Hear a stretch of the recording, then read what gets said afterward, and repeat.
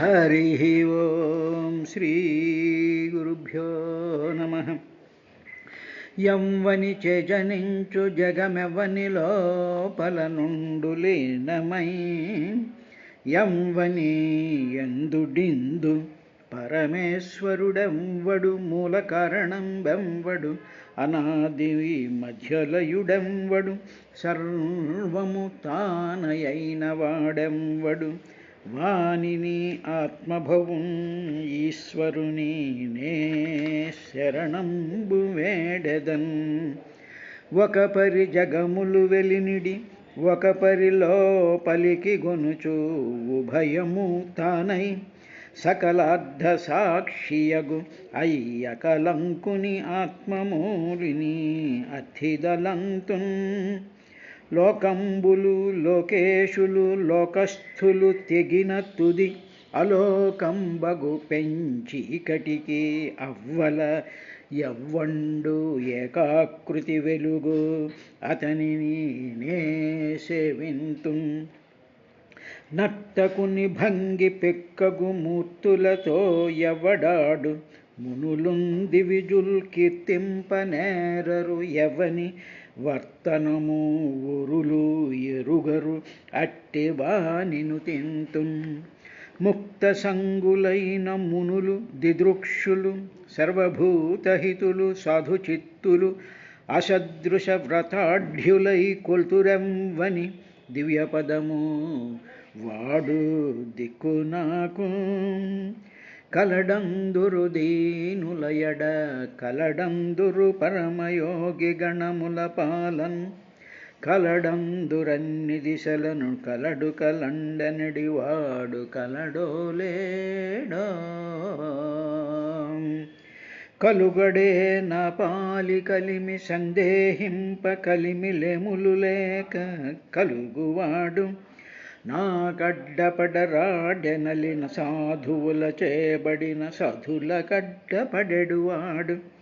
చూడడే నా పాటు చూపుల చూడక, చూచువారల కృప చూచువాడు, లీలతో నా మొరలాలింపడే మొరగుల ఎరుంగుచుదన్ను మొరగువాడు.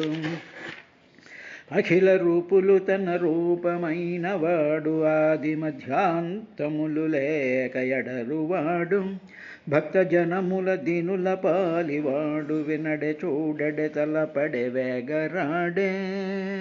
హరి ఓం శ్రీ గురుభ్యో నమః. ఓ విదురా, పృథు చక్రవర్తికి పెద్ద కొడుకైనటువంటి విజితాశ్వుడికి ఇద్దరు భార్యలు ఉన్నారయ్యా. అందులో మొదటి భార్యకి ముగ్గురు కుమారులు పుట్టిన తర్వాత వాళ్ళు మళ్ళీ అగ్నిస్వరూపాల కింద మళ్ళీ వాళ్ళు వెళ్ళిపోయారు. ఇక రెండవ భార్య అయినటువంటి నభస్వతి అనేటువంటి ఆవిడ విజితాశ్వుడికి భార్య. అటువంటి ఆ నభస్వతికి హవిర్ధానుడు అనేటువంటి కొడుకు పుట్టాడు విజితాశ్వుడికి.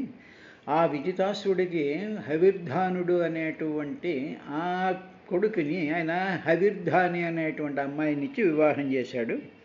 అంటే ఆ విజితాసుడి యొక్క రెండవ భార్య నభస్వతి. ఆ నభస్వతికి హవిర్ధానుడు, హవిర్ధానుడి భార్య పేరేమో హవిర్ధని.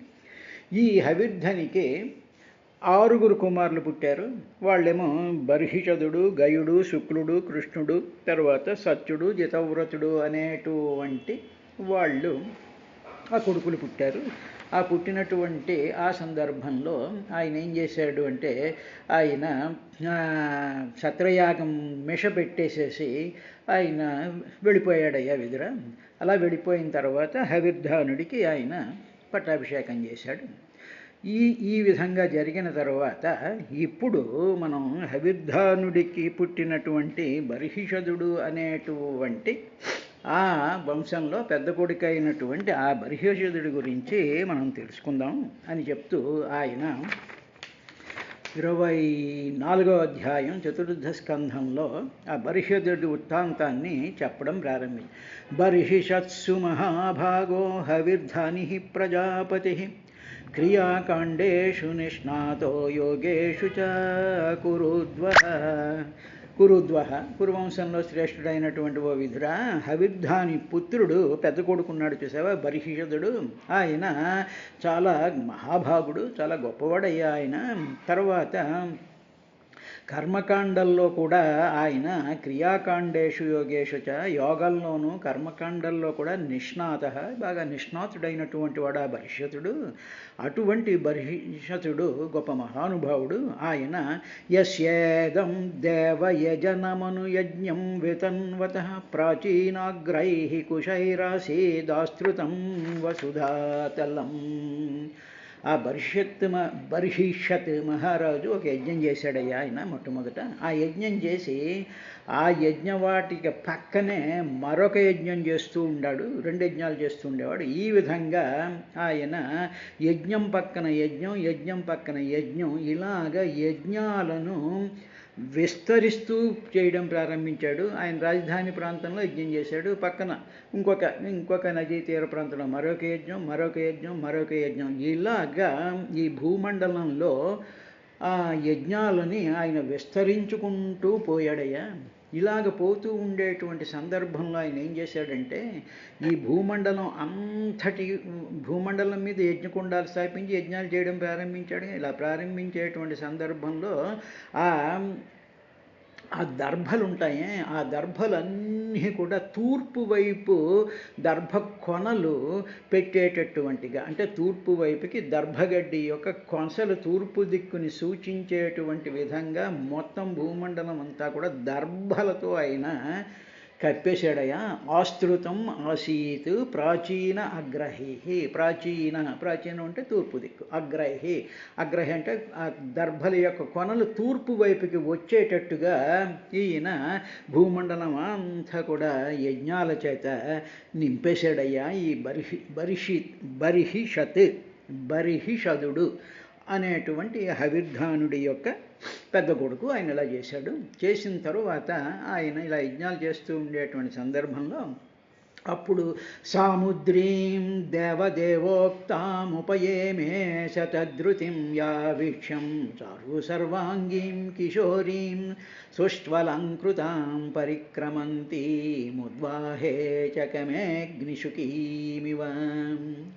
ఈ బర్హిషత్ మహారాజు గారు ఉన్నారే, ఈయన దేవదేవోక్త అంటే దేవదేవుడైనటువంటి బ్రహ్మదేవుడు ఈ బర్హిషద్ మహారాజు దగ్గరికి వచ్చి, ఓ బర్హిషదుడా, నీవు సముద్ర కన్య అయినటువంటి శతధృతి అనే అమ్మాయి ఉంది సముద్రుడికి, ఆ అమ్మాయిని వివాహం చేసుకో అని చెప్పేటప్పటికి సరే అని ఉపయేమే వివాహం చేసేసుకున్న తరువాత ఆ వివాహ సందర్భంలో ఆవిడ మంచి బాగా అలంకరించుకుంది. చాలా అందమైనటువంటి ఆ శతధృతి, ఆ అమ్మాయి పేరు సముద్రుడి యొక్క కూతురు శతధృతి. ఆ శతధృతిని బ్రహ్మదేవుడి యొక్క మాట వలన ఈ బర్హిషద్ మహారాజు ఆయన వివాహం చేసుకునేటప్పటికీ ఆ మంచి అందమైనటువంటి అవయవాలతో ఆవిడ బ్రహ్మాండంగా మెరిసిపోతూ ఉంది. చారు సర్వాంగీ, చాలా అందమైనటువంటి సమస్తమైనటువంటి అంగాలు కూడా మెరిసిపోతూ ఉండేటువంటి ఆ అమ్మాయి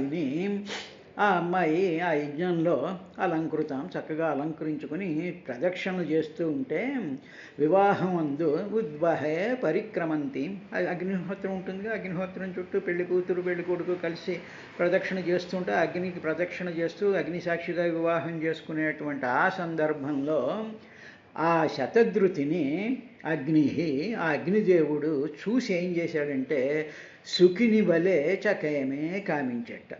ఆ సుకుడు ఏ విధంగా అయితే ఆ సుఖిని అగ్నిదేవుడు ఏ విధంగా అయితే కామించాడో అలాగా ఈ అగ్నిదేవుడు ఈ అమ్మాయిని కామించాడు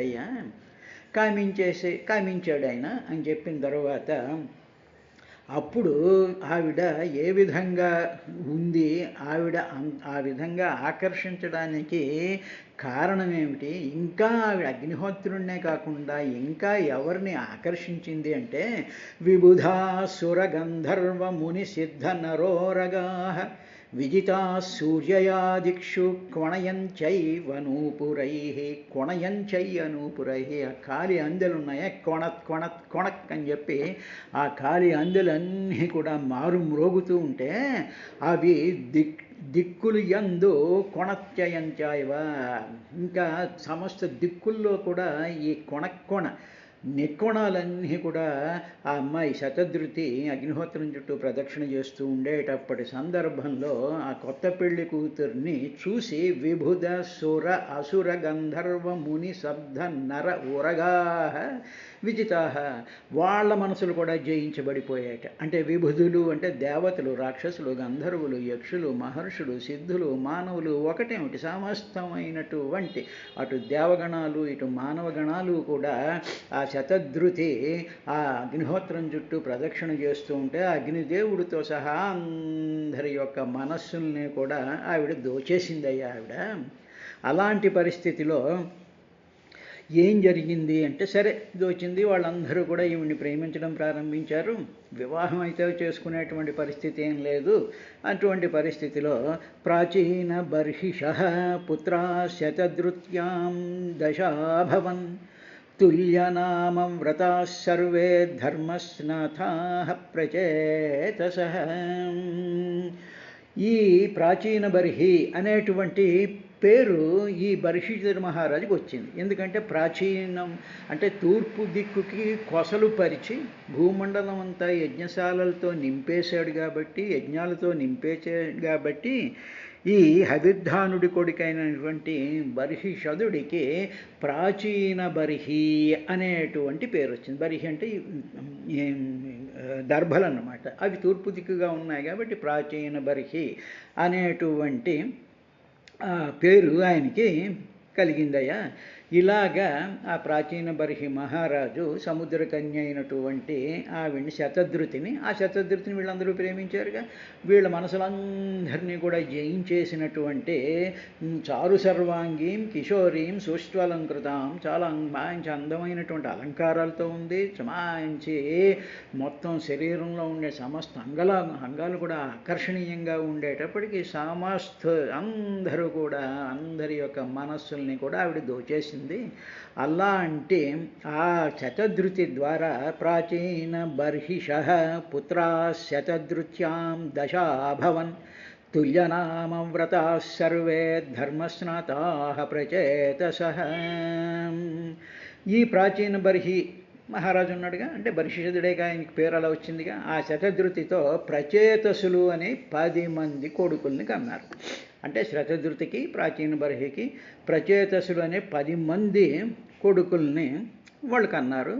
అందులో వాళ్ళు ధర్మం యొక్క ఆచరణలో వాళ్ళు సమానమైనటువంటి అంటే తన తండ్రితో సమానమైనటువంటి పేరు సంపాదించారే వాళ్ళు. తర్వాత వారి పేరు సంపాదించడమే కాదు, వాళ్ళ ఆచరణ కూడా తండ్రి యొక్క ఆ క్రతువులు, యజ్ఞాలు, హోమాలు కూడా విస్తరింపజేయడంలో తండ్రిని వాళ్ళు ఫాలో అవుతూ ఉండేవాళ్ళు. ప్రాచీన బర్హిషి పుత్రా శతధృతి ఆవిడ పేరు. ప్రాచీన బర్హికి దశాభవన్, దశ అంటే 10 మంది అభవన్ పుట్టారు వాళ్ళు. వాళ్ళంతా తుల్య నామవ్రత సర్వే ధర్మస్నాతాః ప్రచేతసః. ఈ 10 మందికి మళ్ళీ వాళ్ళకి ఏం పేర్లు లేవు. ఆ 10 మంది కొడుకుని ప్రాచేతసులు అనేటువంటి పేరుతో వాళ్ళు వర్ధిల్లారయ్యా. అలాగ వర్ధిల్లినటువంటి ఈ ప్రాచేతసులు 10 మంది పిత్రాదిష్టాః ప్రజాసర్గే తపసేర్ అర్ణవమావిశన్ దశవర్ష సహస్రాణి తపసార్చం తపస్పతిం. మరొక్కసారి మనం గుర్తు చేసుకున్నట్లయితే పృథు చక్రవర్తి కొడుకు విజితాశ్వుడి కొడుకు హవిర్ధానుడి యొక్క పెద్ద కొడుకు ఈ ప్రాచీన బర్హి మహారాజు. ఈ ప్రాచీన బర్హి మహారాజు సముద్రకన్య అయినటువంటి శతధృతిని పెళ్లి చేసుకున్నాడు.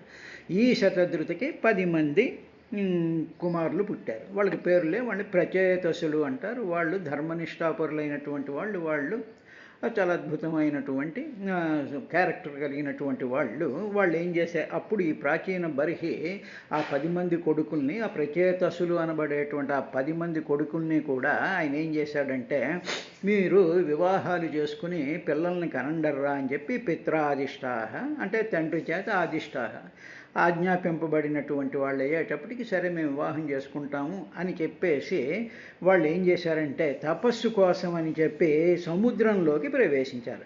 ఆర్ణవం ఆవిషం అంటే సముద్రంలోకి వెళ్ళి వాళ్ళు అక్కడ తపస్సు చేయడం ప్రారంభించారు. ఎంతకాలం తపస్సు చేశారంటే 10 వర్ష సహస్రాణి 10,000 సంవత్సరాలు తపస్సు చేస్తూ ఆయన చేశారని ఎవరిని గురించి ఆయన వాళ్ళు ఈ 10 మంది ప్రచేతసులు తపస్సు చేశారంటే తపఃపతి తపస్సులకు పతి అయినటువంటి శ్రీహరిని వాళ్ళు అత్యంత ఆరాధించారయ్యా వాళ్ళు. అంటే ఈ 10 మంది ప్రచేతసులు సముద్ర గర్భంలోకి వెళ్ళి అక్కడ తపస్సులకే పతి అయినటువంటి వాడు శ్రీహరిని వాళ్ళు బాగా ఆరాధించారు. అంటే ఇప్పుడు శ్రీహరికి యొక్క క్వాలిఫికేషన్స్, శ్రీహరి యొక్క ఆ విశేషాలను మనం జాగ్రత్తగా గమనించినట్లయితే ఆయన భూతభావన, ఆయన భూతభావనుడు, తర్వాత విశ్వం ఆయన విశ్వము, తర్వాత భూతకృత్ సమస్త భూతాలని కూడా తయారు చేసేటువంటి వాడు, తర్వాత యజ్ఞభుక్ యజ్ఞ పతి యజ్ఞ, అదేవిధంగా తపఃపతి తపస్సు ఆయనే, యజ్ఞం ఆయనే, సమస్త భూతాలకి సృష్టికర్త ఆయనే, సమస్త భూతాలని కూడా భూత భావన సమస్త భూతాలని సంకల్పించేటువంటి వాడు ఆయనే. కాబట్టి అటువంటి శ్రీహరిని వీళ్ళు సముద్ర గర్భంలోకి వెళ్ళి అక్కడ ఈ 10 మంది ప్రచేతసులు వీళ్ళు ఆ శ్రీహరిని ఆరాధించడం ప్రారంభించారయ్యా. ప్రారంభించే వాళ్ళు అలాగా వాళ్ళు ఆరాధిస్తూ ఉండేటువంటి సందర్భంలో యదోక్తం పధి దృష్టేన గిరిశేన ప్రసీదత తధ్యాయంతో జపం తస్య పూజయంతస్య సంయతాః. ఇలాగా సముద్రంలోకి వెళ్ళి తపస్సు చేయడానికి వీళ్ళు వెళుతూ ఉండేటువంటి సందర్భంలో మార్గమధ్యంలో వాళ్ళకి గిరిశయన, గిరి అంటే గిరిష అంటే పార్వతీదేవికి భర్త అయినటువంటి వాడు, గిరికి ఈశుడు అంటే పతి అయినటువంటి వాడు, అంటే కైలాసపతి అయినటువంటి ఆ శివుడు ఈ ప్రచేతసులు ఈ 10 మందికి కూడా ఆయన దర్శనం చేశాడు. ఆయన మార్గంలో వీళ్ళకి కనిపించాడు. అంటే వీళ్ళు సముద్రంలోకి వెళ్ళి శ్రీహరిని ఆరాధించేటువంటి పని చేస్తున్నారు. అవి చేసే ముందు మార్గంలో యదోక్తం పది అంటే వాళ్ళు వెళ్తూ ఉండేటువంటి ఆ 10లో దృష్టేన గిరిశేన ఆ కైలాసపతిని వాళ్ళు చూశారు. చూసిన తర్వాత అప్పుడు వాళ్ళకి ఆయన ఏం చేశాడంటే ఆ కైలాసపతి అయినటువంటి ఆ రుద్రుడు వాళ్ళకి ప్రసన్నుడై వాళ్ళకి ఏం చేసే ప్రసన్నుడైపోయి వాళ్ళకి తత్వాన్ని ఉపదేశించాడు. తధ్యాయంతో జపంతశ్చ పూజయంతశ్చ సంయుతాః. అప్పుడు ఆయనకి ఆ 10 మందికి కూడా ఆయన భగవతత్వాన్ని, శ్రీహరి తత్వాన్ని, ఆ మహాద్భుతమైనటువంటి పరమాత్మ తత్వాన్ని ఈ తపస్సు చేసేటువంటి వాళ్ళకి రుద్రుడు ఉపదేశం చేశాడు. చేసేటప్పటికి వాళ్ళు రుద్రుడి యొక్క ఉపదేశాన్ని పొందినటువంటి ఈ ప్రాచీన బర్హి మహారాజు యొక్క ఈ 10 మంది కుమారులు కూడా ఆ రుద్రుడు ఉపదేశించినటువంటి ఆ ఉపదేశాన్ని, ఆ తత్వాన్ని వాళ్ళు మనసు నిండా నింపుకొని ఆ తత్వాన్నే ధ్యానిస్తూ జపిస్తూ ఆ ప్రకారంగానే పూజించడం తధ్యాయంతో దానినే ధ్యానం చేస్తున్నారు, జపంతా దానినే జపిస్తూ ఉన్నారు, పూజయంతా పూజిస్తూ ఉన్నారు. 3 విషయాలు ఇక్కడ చెప్పబడ్డాయి, జాగ్రత్తగా గమనించాలి. ఏమిటి అంటే రుద్రుడు ఆయన అంత సమస్త జగద్గురువు కదా రుద్రుడు. కాబట్టి ఆ జగద్గురువు అయినటువంటి ఆయన పరమాత్మ యొక్క తత్వాన్ని చెప్పేసాడు. అయిపోయింది. చెప్పేసిన తర్వాత ఏదైనా మనం కథ చెప్పామనుకోండి, ఆ కథ చెప్పేస్తే వింటాం. విన్న తర్వాత ఏం చేస్తాం? ఆ కథని విన్న తర్వాత దాన్ని ధ్యానించాలి. అంటే ఏమిటి? మనసులో ఆ కథని మనం రిపీట్ చేసుకుంటూ ఉండాలి. గురువుగారు ఈ కథ ఈ విధంగా చెప్పారు, ఓహో ఇదన్నమాట ఇదన్నమాట అని చెప్పి మనసులో దానిని శ్రద్ధగా ధ్యానించడం అనేటువంటిది మొట్టమొదటి చెయ్యాలి. ఆ ధ్యానం అనేటువంటిది పూజ కాదు, అది జపం అవ్వదు. దానిని పదే మనం ఆలోచించుకుంటూ ఉండి మనసులో అది స్థిరపడిన తరువాత అందులో ఉండేటువంటి మంత్రాలు కానీ, అందులో ఉండేటువంటి ప్రభావం కానీ, దాంట్లో ఉండేటువంటి వెలుగు కానీ, దాంట్లో ఉండేటువంటి అర్థం కానీ, పరమార్థం కానీ దానిని అలా కంటిన్యూస్గా ధ్యానం చేసేటప్పటికి ధ్యాయంతః అలా ధ్యానం చేశారు ఆ 10 మందిను. చేసిన తర్వాత ఏం చేశారు? ఆ ధ్యానంలో చెప్పబడినటువంటి మంత్రాలు ఉన్నాయే వాటిని జపంతశ్చ దానిని వాళ్ళు అప్పుడు జపం చేయడం ప్రారంభించారు. ఇప్పుడు శ్రీమన్నారాయణ యొక్క ఏదో యజ్ఞవరాహస్వామి యొక్క కథ చెప్పామనుకోండి. యజ్ఞవరాహస్వామి ఇలా చేశాడు అని కథ చెప్పిన తర్వాత అప్పుడు ఆ చెప్పేటువంటి సందర్భంలో ఆ యజ్ఞవరాహస్వామి యొక్క మూలమంత్రము, ఆ యజ్ఞవరాహస్వామి యొక్క స్తోత్రము ఏదో ఉంటుంది. ఈ కథ మన మనసులో బాగా నాటుకున్న తరువాత అప్పుడు ఆ యజ్ఞవరాహస్వామి యొక్క మంత్రాన్ని జపించడం అనేటువంటిది చెయ్యాలి. ఈ 10 మంది ప్రచేతసులు కూడా మొట్టమొదటి దాన్ని ధ్యానం చేశారయ్యా శివుడు చెప్పినటువంటిది. ఆ తరువాత వాళ్ళు జపించడం ప్రారంభించారు. అందులో ఉండేటువంటి ఆ తత్వంలో ఉండేటువంటి మంత్రాన్ని మంత్రార్థంతో, పరమార్థంతో, భావార్థంతో ఆ మంత్రాన్ని వాళ్ళు జపం చేశారు. ఆ జపం చేసిన తరువాత దానికి ఆ జపం చేస్తూ తరువాత పూజయంతశ్చ అప్పుడు శ్రీ మహావిష్ణువు యొక్క ఆ విగ్రహాన్నో ఆ రూపాన్నో పెట్టుకుని షోడశోపచార పూజలు ఏవో ఉంటాయి. ఆ పూజలన్నీ కూడా సంయత చాలా బాగా వాళ్ళు జితేంద్రియులై మనసు ఇటు అటు పోకుండా సంయత అంటే ఏమిటి? మనసును అటు ఇటు పోకుండా అలా ధ్యానం చేయడం ప్రారంభించారు. అంటే 3 ఆస్పెక్ట్స్ వాళ్ళు గురువుగారి దగ్గర నుంచి ఉపదేశం పొందిన తరువాత చెయ్యవలసినటువంటి ది సీక్వెన్స్ ఆఫ్ ఆపరేషన్ వాళ్ళు చేశారు. భాగవతంలో ఈ పద్ధతిని ఎవరైనా సరే ఫాలో అవుతూ ఉండాలి. సాధారణంగా ఏం చేస్తూ ఉంటామంటే పూజ చేసుకోండి అంటాడు, ఎవడో గురువు అంటాడు, ఏదో చెప్తాడు పూజ చేసుకోండి అంటే పూజ చేసేసుకుంటూ ఉంటాం. ఆ గురువు ఆ పూజకు ముందుండేటువంటి ఆ కథ ఉండి ఆ కథలో ఉండేటువంటి ఆ ఉత్కృష్టమైనటువంటి భావాల్ని ధ్యానించాలి. దాన్ని బట్టి మనం కన్విన్స్ అవ్వాలి. అది అయిన తర్వాత అందులో ఉండేటువంటి మంత్రాన్ని జపించాలి. దాని తర్వాత పూజ చెయ్యాలి. ఇది సీక్వెన్స్. ఇది అయిన తర్వాత ఈ విధంగా వాళ్ళు పూజిస్తున్నారయ్యా అని చెప్పిన తరువాత విదురుడు మైత్రేయ మహర్షిని ఈ విధంగా ప్రశ్నించాడు. ఏమిటంటే ప్రచేతసాం గిరిత్రేణ యథాసీత్ పధి సంగమః యదుతాహ హరః ప్రీతస్తన్నో బ్రహ్మన్వదార్ధవత్. అంటే విదురుడికి మామూలుగా అనుమానం వస్తుంది కదా. ఆయన సముద్రంలోకి వెళ్ళి ప్రచేతసులు కూర్చుందాం అనుకునేటప్పుడు మార్గ మధ్యంలో రుద్రుడు కనిపించారని చెప్పారు కదా మహానుభావ మీరు. ఓ మహర్షి, ఇలా తపస్సుకు వెళ్తున్న ప్రచేతసులకి ఆ మార్గ మధ్యంలో కైలాసపతి అయినటువంటి రుద్రుడితో సమాగమం ఎలా కలిగింది? ఏ విధంగా both the parties met each other on the road, ఆ మార్గంలో వాళ్ళు ఎలా కలిశారు అనేటువంటిది ఆయన ప్రశ్న వేశాడు. సమాగమం ఏ విధంగా కలిగింది, తర్వాత సరే ఎలా కలిగింది, I wanted to know that, చాలా ఇంట్రెస్టింగ్గా ఉంది ఆ విషయం అని చెప్పిన తర్వాత సరే బాగానే ఉంది, కలిశారు, ప్రచేతసులు కలిశారు కదా స్వామి, రుద్రుడు సమాగమం అయ్యారు. అయిన తర్వాత వాళ్ళకి ప్రసన్నుడయ్యాడు రుద్రుడు అన్నావు కదా.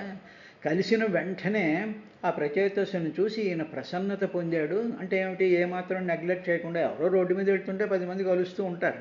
ఆ కలుస్తున్న ప్రతి వాళ్ళతోనూ ప్రసన్నత చెందాం కదా. ఏదో ఒక ఇన్ఫ్లుయెన్సు, ఏదో ఒక ప్రభావం ఉంటేనే అప్పుడు ప్రసన్నత కలుగుతుంది. కాబట్టి ఏ విధంగా ప్రసన్నుడై ఆయన రుద్రుడు వాళ్ళకి ఏం చెప్పారు, ఆ చెప్పినటువంటిది ఎంతో ప్రయోజనకరమై ఉండాలి కదా. ఆ ప్రయోజనకరమైనటువంటి ఉపదేశం ఏమిటి, మాకు ఆ విషయాన్ని చెప్పవయ్యా అని మైత్రేయ మహర్షిని విదురుడు ఆయన ప్రశ్న వేశాడు. అంటే అంటాను మహర్షి గిరిత్రేణ కైలాసపతి అయినటువంటి ఆ రుద్రునితో సంగమ సమాగమం ఏ విధంగా సంగమ సంగత్వం ఏ విధంగా కలిగింది. సమాగమము అనేటువంటి పదాన్ని కొంచెం మనం జాగ్రత్తగా అర్థం చేసుకోవాలి. మనం ఏ బజారుకో వెళ్ళాం అనుకోండి, ఏ బజారుకో వెళ్తాం, లేకపోతే ఏదో గుడికో వెళ్తూ ఉంటాం, ఏదో ఇంకో చోటకి వెళ్తూ ఉంటాం. అప్పుడు ఏమవుతుంది అంటే మనకు అనేక మంది కనిపిస్తూ ఉంటారు, మన దృష్టి అందరి మీద పడుతూ ఉంటుంది, ఏదో జరుగుతూ ఉంటుంది. కానీ సమ ఆగమం అంటే ఏమిటి?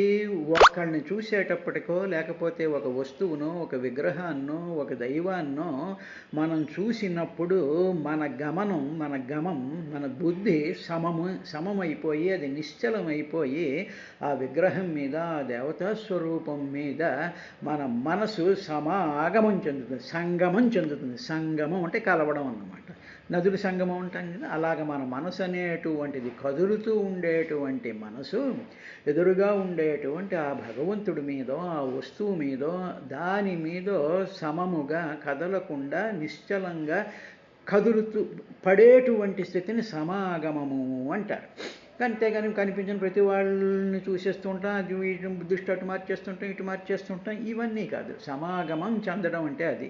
అలా సమాగమం భగవంతుడి చేత చెందినప్పుడు మన మనసు ఆ భగవంతుడితో సమాగమం చెందినప్పుడు అప్పుడు భగవంతుడు ఏం చేస్తాడు అంటే ప్రసన్నుడవుతాడు. అప్పుడు వాళ్ళకి సంగమ అయినప్పుడు ప్రీత హరహ, అప్పుడు ఆయన ప్రీతుడై ఆయనకు ఉపదేశం చేశాడు. ఏ ఉపదేశం చేశాడో మాకు ఆ విషయం చెప్పు అన్నాడు విదురుడు. విదురుడికి ఆయన చెప్పినటువంటి సమాధానం అంటే రేపటి కార్యక్రమంలో చూద్దాం.